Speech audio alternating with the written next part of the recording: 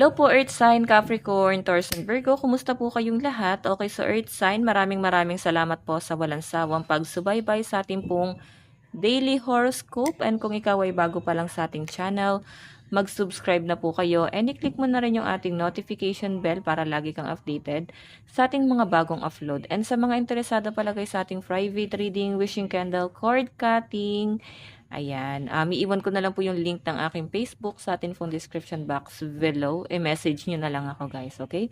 So ayun guys, i-cleanse ko lang yung energy nyo kasi nga Mercury retrograde, pumasok siya netong full moon, okay?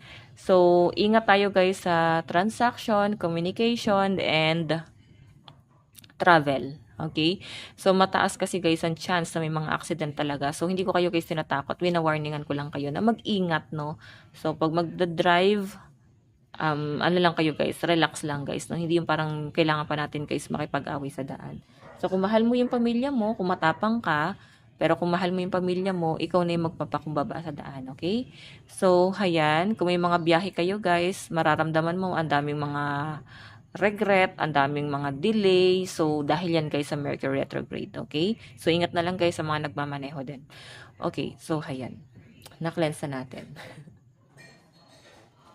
Tignan pa natin ano ba ang focus ng energy ng mga Earth sign, Capricorn, Taurus, Virgo. Focus po ng energy ni Earth sign.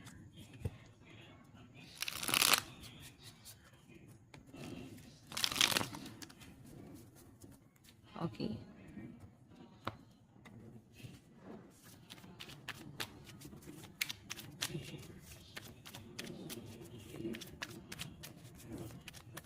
Okay, so guys, focus ng energy mo is Ten of Swords. Nakikita ko na nahihirapan ka sa mga nangyayari. Ikaw yung parang pinaka nabibigatan, yung kalooban.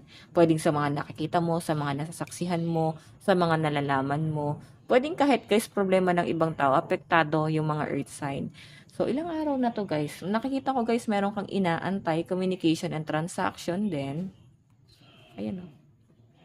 Meron kang inaantay dito ng isang tao. O pwedeng natatempt ka, no, na parang gusto mong makipag-usap, pero alam mo yun, sobrang relax naman yung energy mo, kalmado ka, open ka dito sa taong to, no, wala kang galit na nararamdaman dito sa taong to. Gusto mo lang siya guys makausap. Okay, so guys, meron tayong Ten of Swords, ayan. I-cleanse ko yung energy mo, Earth sign, kasi mabigat to eh. Mabigat yung Ten of Swords na yan. So, pag ito yung lumabas, ang dami mong luckages and sa malinaw na pinapakita sa akin, pwedeng mabigat na yung mga pinapasan mo, responsibility, pwedeng sa trabaho, pwedeng yun na nga, trabaho-bahay na lang din talaga yung ginagawa mo. Sobrang nahihirapan ka sa mga nangyayari, no? Okay, yung tipong uuwi ka sa bahay ng pagod na pagod, matutulog na lang ng konti, tapos gigising ulit sa umaga para magtrabaho. Okay? So, pwede naman guys, ito kasi may hawak pa rin siyang cellphone. So, siguro meron kang inaantay na isang tao dito na makausap mo. Ten of Swords. Okay. Tignan pa natin guys, overall energy.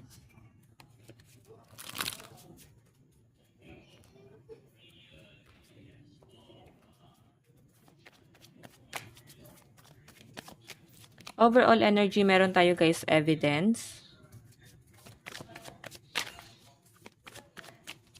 Meron tayong care.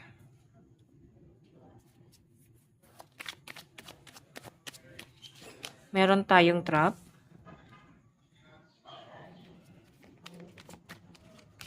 Meron tayong accident.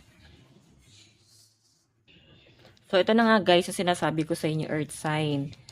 Tignan mo ha, evidence kasi nandito, care. So, siguro nagkakaroon ka guys ng mga ano ngayon, parang kulang ka sa pag-aalaga. Or parang hindi ka masyado napapansin. Pwedeng nandun ka sa point na parang hindi pinapansin yung mga sinasabi mo. Okay? Parang hindi ka masyadong napapakinggan guys. Open naman yung mga earth sign. Pero may nakikita rin ako guys, parang pag-iwas din. Pwedeng ikaw tong umiiwas.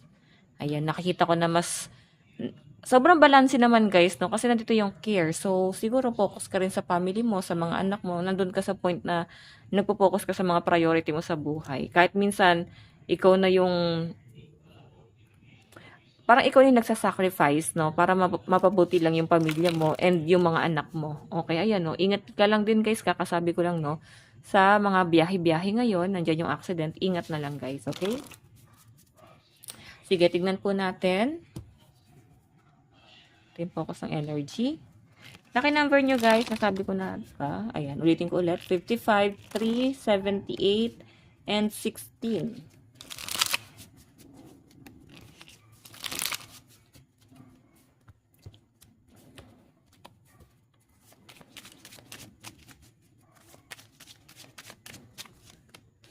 Okay, meron tayo, guys, 8 of Pentacles.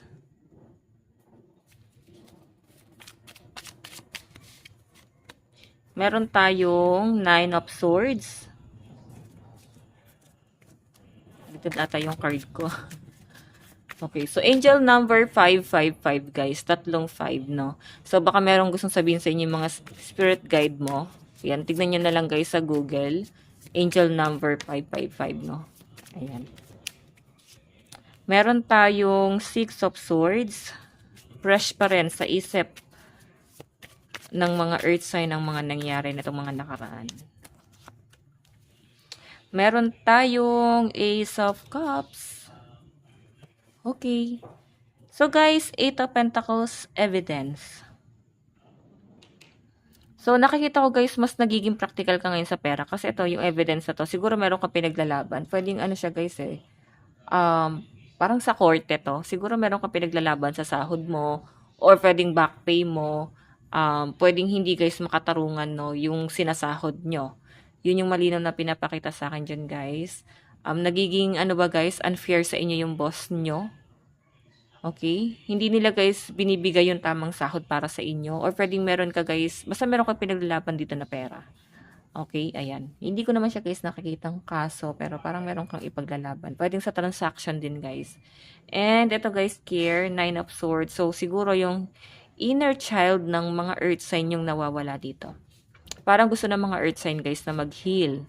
Ayan, no? Kaya ako nasabi, guys, na inner child, parang hindi kayo nabuo na magkaroon ng kumpletong pamilya. Ayan. So, parang siguro may mga broken family rito, guys. Nahihirapan kayo ngayon. Kasi parang hindi nyo, guys, na-feel talaga yung buong pamilya. Parang yun yung kulang sa inyo. Okay? Pwedeng, nakikita mo naman, guys, yung buong pamilya ngayon sa binuo mong pamilya. Pero siguro, nahihirapan ka. No? Nahihirapan ka na hindi mo maibigay yung lahat para sa pamilya mo. Okay, ayan, no. Nakakita ko yung madalas parang puyat yung mga earth signs. Siguro trabaho lang din kayo, guys, ng trabaho. And ito, guys, Staff and 6 of Swords. Pag-alis to, siguro may nangyari dito, guys, na pwedeng karma ng mga ninuno or pamilya or parang kung ano man, guys, yung mga action mo noon.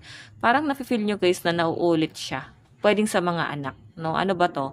Pwedeng yung ginawa nyo noong kabataan nyo is nauulit siya sa mga anak or pwedeng yung ginawa ng mga magulang nyo is nauulit sa inyo. Okay? So, ito, guys, accident and Ace of Cups. So, sinasabi dyan, mas kailangan mo ng pahinga. Yun lang naman. Magpahinga muna ang mga earth sign, no? Tignan pa natin, guys. Advice.